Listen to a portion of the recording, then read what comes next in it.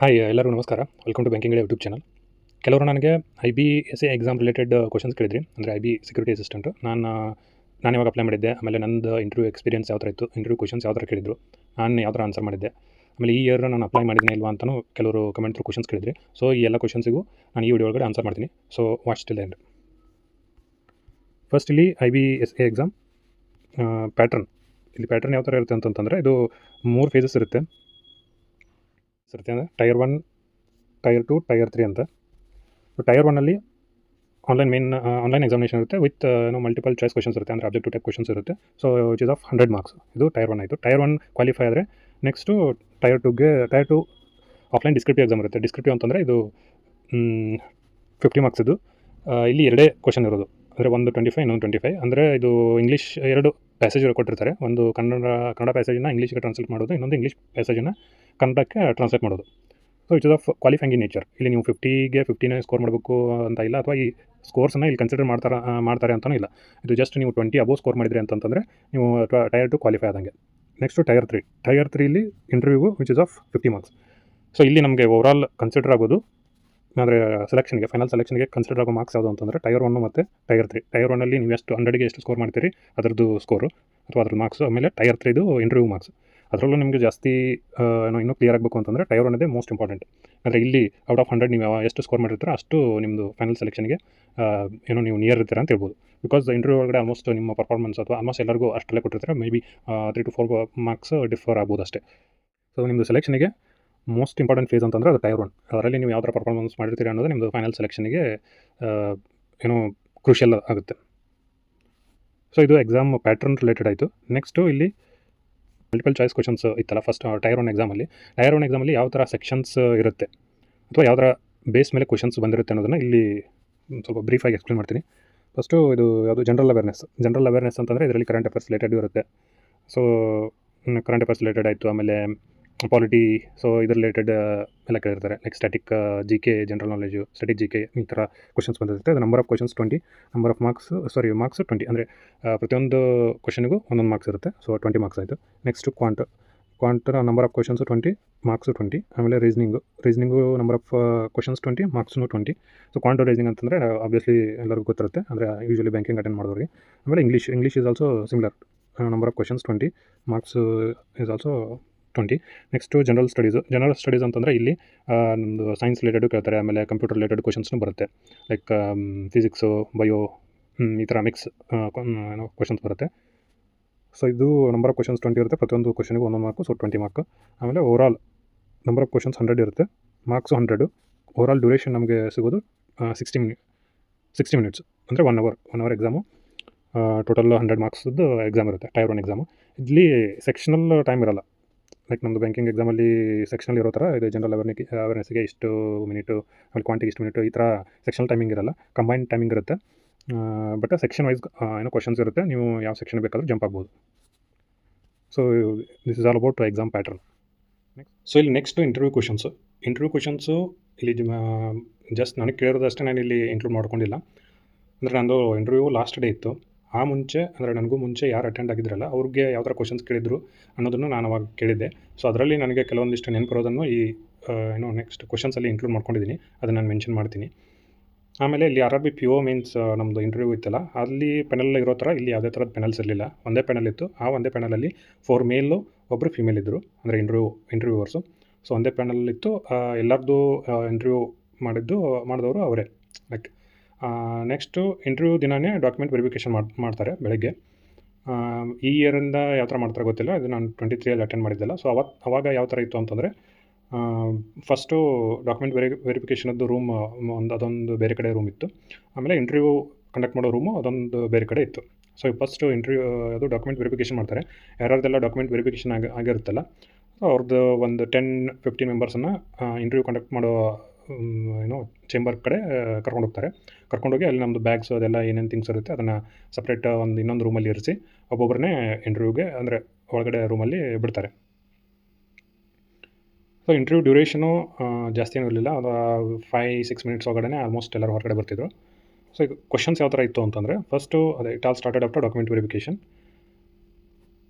Next ಇನ್ನು almost ಎಲ್ಲರಿಗೂ ಇದು ಕೇಳಿರೋ ಕ್ವಶನ್ ಯಾವುದು ಅಂತ ಯಾವುದಿತ್ತು ಅಂತಂದರೆ ಇಂಟ್ರೊಡ್ಯೂಸ್ ಅಬೌಟ್ ಯುವರ್ ಸೆಲ್ಫ್. ಇದು ಕಾಮನ್ ಕ್ವಶನ್ ಇತ್ತು ಎಲ್ಲರಿಗೂ. ಸೊ ನೀವು ಯಾರೆಲ್ಲ ಅಂದರೆ ಇವಾಗ ನೆಕ್ಸ್ಟ್ ಎಲ್ಲ ಯಾರೆಲ್ಲ ಅಟೆಂಡ್ ಆಗ್ತಿರಲ್ಲ, ಸೊ ಅವರು ಈ ಬಗ್ಗೆ ನೋಡ್ಕೊಂಡಿರಿ. ಲೈಕ್ ನಿಮ್ಮ ಬಗ್ಗೆ ನೀವೇನು ಎಕ್ಸ್ಪ್ಲೇನ್ ಮಾಡ್ಬೇಕು ಅಂದ್ಕೊಂಡಿದ್ದೀರ ಅದನ್ನು ಏನೋ ಸ್ವಲ್ಪ ಕೇರ್ಫುಲ್ಲಾಗಿ ಎಕ್ಸ್ಪ್ಲೇನ್ ಮಾಡೋಕೆ ನೋಡಿರಿ. ಬಿಕಾಸ್ ಇದ್ರ ರಿಲೇಟೆಡ್ ನೆಕ್ಸ್ಟ್ ಕ್ವಶನ್ ಕೇಳ್ತಾರೆ, ತುಂಬ ಜನಕ್ಕೂ ಕೇಳಿದ್ದಾರೆ. ಅದರಲ್ಲಿ ಬೆಸ್ಟ್ ಎಕ್ಸಾಂಪಲ್ ಅಂತಂದರೆ ನೇಮ್ ಮೀನಿಂಗ್ ಕೆಲವೊಬ್ಬರಿಗೆ ಕೇಳಿದ್ರು ಅಂತ ನಾನು ಕೇಳಿದ್ದೀನಿ. ಲೈಕ್ ಅಂದರೆ ಮುಂಚೆ ಅಟೆಂಡ್ ಆದವ್ರಿಗೆ ಅವ್ರದ್ದು ನೇಮ್ ಮೀನಿಂಗ್ ಕೇಳಿದರು. ಆಮೇಲೆ ಕೆಲವೊಬ್ಬರಿಗೆ ಸರ್ನೇಮ್ ಮೀನಿಂಗ್ ಕೇಳಿದ್ರು ಅಂತೆ, ಅಥವಾ ಸರ್ನೇಮ್ದು ಊರು ಎಲ್ಲಿ ಬರುತ್ತೆ, ಈ ಥರ. These are all the basic things. But ಅವು ನಾವು ಏನೋ ನಮ್ಮ ಬಗ್ಗೆ ನಾವು ಎಕ್ಸ್ಪ್ಲೇನ್ ಮಾಡಬೇಕಾದ್ರೆ ಅದ್ರ ಬಗ್ಗೆ ನಾವು ಅಷ್ಟು ಕೇರ್ಫುಲ್ಲಾಗಿರಲ್ಲ. ಸೊ ನೀವು ಈ ಸ್ಮಾಲ್ ಥಿಂಗ್ಸ್ ಬಗ್ಗೆಯೂ ಸ್ವಲ್ಪ ಕೇರ್ಫುಲ್ಲಾಗಿ ಎಕ್ಸ್ಪ್ಲೇನ್ ಮಾಡಿದ್ದು ಅಂದರೆ ನೀವು ನೋಡ್ಕೊಂಡ್ರಿ ಅಂತಂತಂದರೆ ನಿಮ್ಗೆ ನೆಕ್ಸ್ಟ್ ಯಾವುದೇ ಥರ ಕ್ವಶನ್ಸ್ ಬಂದರೂ ಅದು ಹೆಲ್ಪ್ ಆಗುತ್ತೆ.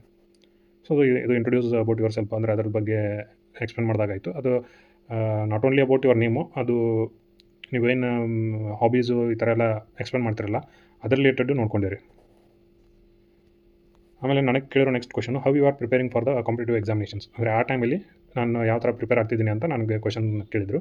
ಯಾವ ಥರ ಅಂತಂದರೆ ನೀವು ಕೋಚಿಂಗ್ ತೊಗೋತಿದ್ದೀರಾ ಅಥವಾ ನೀವೇ ಓನಾಗಿ ಪ್ರಿಪೇರ್ ಆಗ್ತಿದ್ದೀರಾ, ಈ ಥರ ಕ್ವಶನ್ ಇತ್ತು. ಸೊ ಆಮೇಲೆ ಇದು ಎಲ್ಲ ಕಂಪ್ಲೀಟ್ ಇಂಟರ್ವ್ಯೂ ಇಂಗ್ಲೀಷಲ್ಲೇ ಇತ್ತು. ಕನ್ನಡದಲ್ಲಿ ಅವ್ರು ಯಾವುದೇ ಥರದ ಕ್ವಶನ್ಸ್ ಕೇಳಿರಲಿಲ್ಲ. ಸೊ ಇಂಗ್ಲೀಷಲ್ಲೇ ಇತ್ತು, ನಾನು ಇಂಗ್ಲೀಷಲ್ಲೇ ಆನ್ಸರ್ ಮಾಡಿದೆ. ಅದೇ ಇದು ಕೋಚಿಂಗ್ ಏನಾದ್ರು ತೊಗೋತಿದ್ದೀರಾ ಹಿಂಗೆ ಅಂತ ಕೇಳಿದರು. ಸೊ ನಾನು ಯಾವುದೇ ಥರದ ಕೋಚಿಂಗ್ ಇಲ್ಲ, ನಾನೇ ಯೂಟ್ಯೂಬು ಆಮೇಲೆ ಇಂಟರ್ನೆಟ್, ಗೂಗಲ್ ಇದೆಲ್ಲ ಯೂಸ್ ಮಾಡ್ಕೊಂಡು ನಾನೇ ಓನಾಗಿ ಪ್ರಿಪೇರ್ ಆಗ್ತಿದ್ದೀನಿ ಅಂತ ನಾನು ಎಕ್ಸ್ಪ್ಲೇನ್ ಮಾಡಿದೆ. ಅದಾದಮೇಲೆ ನನಗೆ ನೆಕ್ಸ್ಟ್ ಕ್ವಶನ್ ಕೇಳಿದ್ದು ಯಾವುದು ಅಂತಂದರೆ, current affairs are very crucial in competitive examinations. So how do you prepare for that. ಅಂದರೆ ಕರೆಂಟ್ ಅಫೇರ್ಸ್ಗೆ ನೀವು ಯಾವ ಥರ ಪ್ರಿಪೇರ್ ಆಗ್ತಿದ್ದೀರಿ ಅಂತ ನಾನು ಕ್ವಶನ್ ಕೇಳಿದರು. ಬಿಕಾಸ್ ಎಲ್ಲ ಕಾಂಪಿಟೇಟಿವ್ ಎಕ್ಸಾಮ್ ಒಳಗಡೆ ಕರೆಂಟ್ ಅಫೇರ್ಸ್ ಅನ್ನೋದು ಕ್ರೂಷಿಯಲ್ ಏನೋ ಸೆಕ್ಷನ್, ಅದೊಂದು ಕ್ರೂಷಿಯಲ್ ಟಾಪಿಕ್. ಸೊ ಅದಕ್ಕೆ ನೀವು ಯಾವ ಥರ ಪ್ರಿಪೇರ್ ಆಗ್ತಿದ್ರಿ ಅಂದರೆ ಸೋರ್ಸಸ್ಸು, ಈ ಥರ ಪರ್ಟಿಕ್ಯುಲರ್ ಸೋರ್ಸಸ್ಸು, ನ್ಯೂಸ್ ಪೇಪರು ಯಾವುದನ್ನು ನೀವು ಪ್ರಿಫರ್ ಮಾಡ್ತಿದ್ದೀರಿ ಅಂತ ಕೇಳಿದರು. ಸೊ ನಾನು ನ್ಯೂಸ್ ಪೇಪರು ನಾನು ಇಂಗ್ಲೀಷ್ ಅದು ಯಾವುದು ನಾನು ಫಾಲೋ ಮಾಡ್ತಿರಲಿಲ್ಲ. ಸೊ ನಾನು ನ್ಯೂಸ್ ಪೇಪರ್ ಯಾವುದು ಅಂದರೆ ಪರ್ಟಿಕ್ಯುಲರ್ಲಿ ಇಂಗ್ಲೀಷದು ಯಾವುದು ನಾನು ಮೆನ್ಷನ್ ಮಾಡಲಿಲ್ಲ. ಆ ಟೈಮಲ್ಲಿ ನಾನು ಕನ್ನಡದ್ದು ಮೆನ್ಷನ್ ಮಾಡಿದೆ. ಕನ್ನಡ ಒಳಗಡೆ ಯಾವುದು ಪರ್ಟಿಕ್ಯುಲರ್ ಅಂತ ಕೇಳಿದರು. ಸೊ ನಾನು ಅದರದ್ದು ನೇಮ್ ಮೆನ್ಷನ್ ಮಾಡಿದೆ. ಅದಾದಮೇಲೆ ಅದರ್ ದೆನ್ ನ್ಯೂಸ್ ಪೇಪರು ನಾನು ಯೂಟ್ಯೂಬ್ ಕ್ಲಾಸಸ್ಸು ನಾನು ಅವಾಗ ಕೇಳ್ತಿರೋದನ್ನು ಮೆನ್ಷನ್ ಮಾಡಿದೆ. ಅದಾದಮೇಲೆ ಇವಾಗ ನಮ್ಮದು ಅಫೇರ್ಸ್ ಕ್ಲೌಡು ಮತ್ತು ಈ ಥರ ವೆಬ್ಸೈಟು ಮತ್ತು PDF ಬರುತ್ತಲ್ಲ ಅದನ್ನು ಮೆನ್ಷನ್ ಮಾಡಿದೆ. ಅದಾದಮೇಲೆ ಇವತ್ತೇನಾದರೂ ಅಂದರೆ ಅವತ್ತು ಇಂಟರ್ವ್ಯೂ ಅಟೆಂಡ್ ಆಗೋ ದಿನ ಇವತ್ತೇನಾದರೂ ನ್ಯೂಸ್ ಪೇಪರ್ ಯಾವುದು ಓದಿದ್ರಿ ಅಂತ ಕೇಳಿದರು. ಸೊ ನಾನು ಇಲ್ಲ, ನಾನು ಇವತ್ತು ಯಾವುದೇ ಥರದ್ದು ಅಂದರೆ ನ್ಯೂಸ್ ಪೇಪರ್ ನಾನು ಓದಿಲ್ಲ ಅಂತಲೇ ಹೇಳಿದೆ. ನೆಕ್ಸ್ಟು ಮತ್ತು ನಿನ್ನೆ ಏನಾದರೂ ಓದಿದ್ರಾ ಅಂತ ಕೇಳಿದರು. ನಾನು ನಿನ್ನೆ ಅಂದರೆ ಅದರ ಪ್ರಿವಿಯಸ್ ಡೇ ನಾನು ಓದಿರಲಿಲ್ಲ. ಬಿಕಾಸ್ ಟ್ರಾವೆಲ್ ಮಾಡಿದ್ದೆ, ಬೆಂಗಳೂರಲ್ಲಿತ್ತು ಇಂಟರ್ವ್ಯೂ. ಸೊ ಟ್ರಾವೆಲ್ ಮಾಡಿದ್ರಿಂದ ನಾನು ಅಂದರೆ ಅವಾಗೂ ಓದಿಲ್ಲ ಅಂತಲೇ ಹೇಳಿದೆ. ಅದನ್ನು ಯಾಕೆ ಕೇಳಿದರು ಅಂತಂದರೆ ಅವಾಗ ರಷ್ಯಾ ಉಕ್ರೇನ್ ವಾರ್ ನಡೀತಿತ್ತು. ಸೊ ಮೇ ಬಿ ಆ ರಿಲೇಟೆಡ್ ಏನಾದ್ರು ಕ್ವಶನ್ ಕೇಳಲಿಕ್ಕೆ ಅವರು ಈ ಥರ ಕೇಳಿದರು ಅಂತ ಅನ್ಸುತ್ತೆ, ಅಂದರೆ ನ್ಯೂಸ್ ಪೇಪರ್ ರಿಲೇಟೆಡು. ಬಟ್ ನಾನು ಅದನ್ನು ಓದಿಲ್ಲ, ಬಟ್ ನಾನೇ ಎಕ್ಸ್ಪ್ಲೇನ್ ಮಾಡಿದೆ. ಲೈಕ್ ಬಟ್ ಈ ಥರ ನಡೀತಿದೆ, ಅದನ್ನು ನಾನು ಫಾಲೋ ಮಾಡ್ತಿದ್ದೀನಿ ಅಂತ ನಾನು ಮೆನ್ಷನ್ ಮಾಡಿದೆ. ಸೊ ಅವರು ಅದ್ರ ರಿಲೇಟೆಡ್ ಫರ್ದರ್ ಮತ್ತು ನೆಕ್ಸ್ಟ್ ಕ್ವಶನ್ಸ್ ಏನೂ ಕೇಳಿಲ್ಲ. ಕೆಲವೊಬ್ಬರಿಗೆ ನ್ಯೂಸ್ ಪೇಪರ್ ರೀಡಿಂಗ್ ಕೊಟ್ಟಿದ್ರಂತೆ, ಅಂದರೆ ಕನ್ನಡ ನ್ಯೂಸ್ ಪೇಪರ್ ಕೊಟ್ಟು ಇದರಲ್ಲಿ ಅಂದರೆ ಕೆಲವೊಂದಿಷ್ಟು ಇದನ್ನು ಪ್ಯಾರಾ ಓದೋಕ್ಕೆ ಹೇಳಿದ್ರಂತೆ ಆ ಇಂಟರ್ವ್ಯೂ ಅಲ್ಲೇ, ಅಂದರೆ ಲೈವ್ ಆಗಿ. ಸೊ ಇದನ್ನು ಬೇರೆಯವ್ರಿಗೆ ಅಂದರೆ ಕೆಲವೊಂದಿಷ್ಟು ಜನಕ್ಕೆ ಈ ಥರ ಮಾಡಿದ್ರಂತೆ. ಇದಕ್ಕೂ ಪ್ರಿಪೇರ್ ಆಗಿ, ಲೈಕ್ ಯಾವ ಥರ ನೀವು ಅವತ್ತೇನಾದರೂ ನಿಮಗೆ ನ್ಯೂಸ್ ಪೇಪರ್ ಏನೋ ಎಕ್ಸೆಸಿಬಲ್ ಇತ್ತು ಅಂತಂತಂದರೆ ಓದ್ಲಿಕ್ಕೆ ಟ್ರೈ ಮಾಡಿರಿ.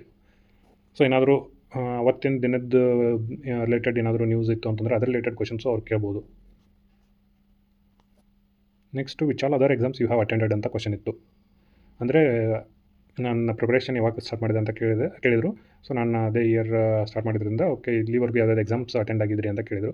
ಸೊ ನಾನು ಬ್ಯಾಂಕಿಂಗ್ ರಿಲೇಟೆಡ್ ಆಲ್ಮೋಸ್ಟ್ ಹೆಚ್ಚಾಗಿ ಅಟೆಂಡ್ ಆಗಿದ್ದರಿಂದ ಅದೆಲ್ಲ ಮೆನ್ಷನ್ ಮಾಡಿದೆ.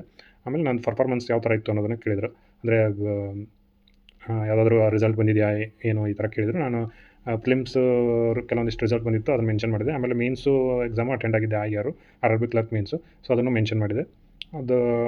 ಅದಕ್ಕಷ್ಟೇ ಓಕೆ ಅಂತ ನೆಕ್ಸ್ಟ್ ಕ್ವಶನ್ ಕೇಳಿದರು. Next question explain about the home town ಅಂದರೆ ಅದು ಅವರು ಪರ್ಟಿಕ್ಯುಲರ್ಲಿ ಇದನ್ನು ಯಾವುದು ಫೇಮಸ್ ಇದೆ ಈ ಥರ ಮೆನ್ಷನ್ ಮಾಡಲಿಲ್ಲ, ನಮಗೆ ಎಕ್ಸ್ಪ್ಲೇನ್ ಮಾಡೋಕ್ಕೆ ಹೇಳ್ತಾರೆ. ಸೊ ನನಗೆ ಗೊತ್ತಿರೋದಷ್ಟು ನಾನು ಎಕ್ಸ್ಪ್ಲೇನ್ ಮಾಡಿದಾದಮೇಲೆ ಕರೆಂಟ್ MP MLA ರಿಲೇಟೆಡ್ ಅಂದರೆ ಅದರೊಳಗಡೆ ಯಾವುದಾದ್ರೂ ಅವ್ರಿಗೆ ಅಂದರೆ ಹೋಮ್ ಟೌನ್ ರಿಲೇಟೆಡ್ ಏನಾದರೂ ಎಕ್ಸ್ಪ್ಲೇನ್ ಮಾಡಬೇಕಾದ್ರೆ ಅವ್ರಿಗೆ ಏನಾದರೂ ಕ್ವಶನ್ಸ್ ಬಂತು ಅಂದರೆ ಲೈಕ್ ಅದೇ ಫೇಮಸ್ ಯಾವುದಾದ್ರು ಪ್ಲೇಸ್ ಬಗ್ಗೆ ನಾನು ಮೆನ್ಷನ್ ಮಾಡಿದೆ ಅಂತಂದರೆ ಅದ್ರ ರಿಲೇಟೆಡ್ ಅವರು ಇನ್ ಕೇಸ್ ಅವ್ರು ಕ್ವಶನ್ ಕೇಳಬೇಕು ಅಂತ ಇದ್ದರೆ ಕ್ವಶನ್ ಕೇಳ್ತಿದ್ರೇನೋ. ಬಟ್ ಅಂದರೆ ನನಗೆ ಯಾವುದೇ ರೀತಿ ಕ್ವಶನ್ಸ್ ಕೇಳಿರಲಿಲ್ಲ ಅವರು. ಬಟ್ ನಿಮಗೂ ಆ ಥರ ಕೇಳಬಾರ್ದು ಅಂತ ಏನಿಲ್ಲ. ನೀವು ಅದೇ ಹೋಮ್ ಟೌನ್ ರಿಲೇಟೆಡ್ ಕಂಪ್ಲೀಟ್ ನೋಡ್ಕೊಂಡು ಹೋಗ್ರಿ. ಆಮೇಲೆ ಅದ್ರ ರಿಲೇಟೆಡ್ ಏನಾದರೂ ಕ್ವಶನ್ ಬಂದರೆ ಯಾವ ಥರ ಟ್ಯಾಕಲ್ ಮಾಡಬೇಕು ಅನ್ನೋದಕ್ಕೂ ಪ್ರಿಪೇರ್ ಆಗಿ ಹೋಗೋದು better. Next current MP MLA related questions ಕೇಳಿದರು. ಅಂದರೆ ನಮ್ಗೆ ಆ ಟೈಮಲ್ಲಿ ಇಂಟರ್ವ್ಯೂ ಅಟೆಂಡ್ ಆಗಿದ್ದ ಟೈಮಲ್ಲಿ ನಮ್ಮದು ಡಿಸ್ಟಿಕ್ಕಿಂದ ಎಲೆಕ್ಟ್ ಆಗಿರೋ MP ಯಾರು, ಆಮೇಲೆ ನಮ್ಮ ತಾಲೂಕಿಂದ ಎಲೆಕ್ಟ್ ಆಗಿರೋ MLA ಅವ್ರು ಯಾರು ಅನ್ನೋದು ಅವರು ಜಸ್ಟ್ ನೇಮ್ ಅಷ್ಟೇ ಕೇಳಿದರು. ಬಟ್ ಇಲ್ಲಿ ನಾನು ಹೇಳೋದು ಇನ್ನೊಂದು ಇಂಪಾರ್ಟೆಂಟ್ ಥಿಂಗ್ ಏನಂತಂದರೆ, ಇಲ್ಲಿ ಈ ಎಸ್ಪೆಷಲಿ IB ಎಕ್ಸಾಮ್ಗೆ ಅಂದರೆ ಇದಕ್ಕೆ ಅವ್ರು ಏನು ಚೆಕ್ ಮಾಡ್ತಾರೆ ಅಂತಂದರೆ, ಇಂಟೆಲಿಜೆನ್ಸ್ ಬ್ಯೂರೋ ಅಂತ ಇರೋದ್ರಿಂದ ನಿಮಗೆ ಎಷ್ಟು ಇನ್ಫಾರ್ಮೇಷನ್ ಗೊತ್ತಿದೆ, ಏನೆಲ್ಲ ಇನ್ಫಾರ್ಮೇಷನ್ ಗೊತ್ತಿದೆ ಅನ್ನೋದನ್ನು ಚೆಕ್ ಮಾಡ್ತಾರೆ. ಸೊ ಆದಷ್ಟು ನೀವು ಒನ್ ಲೈನರ್ ಆನ್ಸರ್ ಮಾಡೋ ಬದಲು ನಿಮ್ಗೆ ಎಷ್ಟಾಗುತ್ತೋ ಅಷ್ಟು ಎಕ್ಸ್ಪ್ಲೇನ್ ಮಾಡೋಕ್ಕೆ ಟ್ರೈ ಮಾಡಿರಿ. ಲೈಕ್ ಎಕ್ಸ್ಪ್ಲೇನ್ ಅಂತಂದರೆ ಕಂಪ್ಲೀಟ್ ಏನೋ ಅವ್ರದ್ದು ಬಯೋಡೇಟಾ ಎಲ್ಲ ನೀವು ಹೇಳಬೇಕು ಅಂತ ಏನಿಲ್ಲ. ಜಸ್ಟ್ ಇವಾಗ MP MLA ರಿಲೇಟೆಡ್ ಕ್ವಶನ್ ಕೇಳಿದರು ಅಂತಂತಂದರೆ, ಇನ್ಸ್ಟೆಡ್ ಆಫ್ ಸೇಯಿಂಗ್ ಅವ್ರದ್ದು ಬರೀ ಜಸ್ಟ್ ನೇಮ್ ಹೇಳೋದ್ರ ಬದಲಾಗಿ ಅವರು ಯಾವ ಪೊಲಿಟಿಕಲ್ ಪಾರ್ಟಿಯಿಂದ ಎಲೆಕ್ಟ್ ಆದರು, ಅವ್ರದ್ದು ಎಷ್ಟನೇ ಡ್ಯೂರೇಷನ್ನು, ಆಮೇಲೆ ಎಷ್ಟನೇ ಟೈಮು ಅವ್ರು ಎಲೆಕ್ಟ್ ಆದರು, ಈ ಮುಂಚೆ ಯಾರಿದ್ರು, ಈ ಥರ ಸ್ವಲ್ಪ ಎಕ್ಸ್ಪ್ಲೇನ್ ಮಾಡಿದ್ರಿ ಅಂತಂತಂದರೆ ಸೊ ಅವ್ರಿಗೆ ಅಂದರೆ ಇಷ್ಟೆಲ್ಲ ಇನ್ಫಾರ್ಮೇಷನ್ ಗೊತ್ತಿದೆ ಅನ್ನೋದು ಅವ್ರಿಗೆ ನೀವು ಪೋರ್ಟ್ರೇ ಮಾಡ್ದಂಗೆ ಆಗುತ್ತೆ. ಅಂದರೆ ಅದು ಫಾಲ್ಸ್ ಪೋರ್ಟ್ರೇ ಅಂತಲ್ಲ, ನಿಮ್ಗೆ ಎಷ್ಟು ಗೊತ್ತಿದೆ, ನಿಮ್ಗೆ ಗೊತ್ತಿರೋದನ್ನು ನೀವು ಏನೋ ಆನೆಸ್ಟಾಗಿ ಎಕ್ಸ್ಪ್ಲೇನ್ ಮಾಡೋದು. ಸೊ ಈ ಥರ ಎಕ್ಸ್ಪ್ಲೇನ್ ಮಾಡಿದ್ರಿ ಅಂತಂದರೆ ಅದು ನಿಮಗೆ ಇಂಟರ್ವ್ಯೂ ಏನೋ ಮಾರ್ಕ್ಸಲ್ಲಿ ಕ್ರೂಷಿಯಲ್ ಆಗ್ಬೋದು. ಲೈಕ್ ನಿಮ್ಮ ಬೇರೆಯವ್ರಿಗೆ ಕಂಪೇರ್ ಮಾಡಿದರೆ ಓಕೆ ಇವರಿಗೆ ಇಷ್ಟೆಲ್ಲ ಇನ್ಫಾರ್ಮೇಷನ್ ಗೊತ್ತಿದೆ ಅಂತ ಮೇ ಬಿ ಅವರು ಬೇರೆಯವ್ರಿಗಿಂತ ಸ್ಕೋರ್ ಜಾಸ್ತಿ ಕೊಡ್ಬೋದು ನಿಮಗೆ. ನೆಕ್ಸ್ಟ್ ನನಗೆ ಬಂದಿರೋ ಕ್ವಶನು ಪೇರೆಂಟ್ಸ್ ಆಕ್ಯುಪೇಷನ್ ರಿಲೇಟೆಡ್. ಒಬ್ಬರು ಯಾರು ಅವ್ರು ಮೇಡಮ್ ಇದ್ದರು, ಅವ್ರು ಅಲ್ಲಿವರೆಗೆ ಯಾವುದೇ ಕ್ವಶನ್ ಕೇಳಿರಲಿಲ್ಲ. ನನಗೆ ಅವರು ಕ್ವಶನ್ ಕೇಳಿದ್ದು ಅಂದರೆ ಪೇರೆಂಟ್ಸ್ ಆಕ್ಯುಪೇಷನ್ ರಿಲೇಟೆಡ್ ಕೇಳಿದ್ರು. ಅಂದರೆ ಫಾದರ್ ಮದರ್ ಏನು ಮಾಡ್ತಾರೆ ಅಂತ ಅದೊಂದು ಕ್ವಶನ್ ಕೇಳಿದ್ರು ಅಷ್ಟೇ. ನೆಕ್ಸ್ಟು ಒಬ್ಬರು ಯಾವುದೇ ಥರದ ಕ್ವಶನ್ ಕೇಳ್ತಿರಲ್ಲ, ಅವರು ಜಸ್ಟ್ ನಮ್ಮನ್ನ ಅಬ್ಸರ್ವ್ ಮಾಡ್ತಿರ್ತಾರೆ. ಲೈಕ್ ನಾವು ಆನೆಸ್ಟಾಗಿ ಹೇಳ್ತಿದ್ವಾ ಇಲ್ವಾ ಅಂತ. ನಾನು ಅಂದರೆ ನನಗಿಂತ ಮುಂಚೆ ಯಾರೆಲ್ಲ ಅಟೆಂಡ್ ಆಗಿದ್ರಲ್ಲ ಇಂಟರ್ವ್ಯೂ, ಅವರಿಗೆಲ್ಲ ನಾನು ಕೇಳಿದಾಗ ಅವರು ಇದನ್ನ ಹೇಳಿದರು.